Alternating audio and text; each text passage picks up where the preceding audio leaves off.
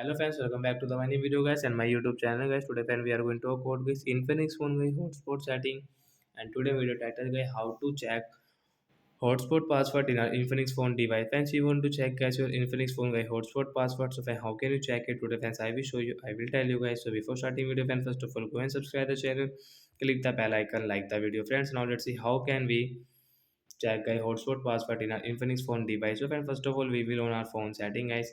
After on phone setting guys, click on guys your hotspot setting. Friends, click on phone Wi-Fi hotspot and guys click on hotspot setting to check your password. Guys, you can see your password here. Tap here to check your hotspot password. So my password 0971123569T F57. So like that guys, we can check guys Infinix phone hotspot password. So that's it guys. Thanks for watching the video. I hope friends have understood how to check hotspot password in our Infinix phone device. So bye guys. We will meet on next video guys with new topic.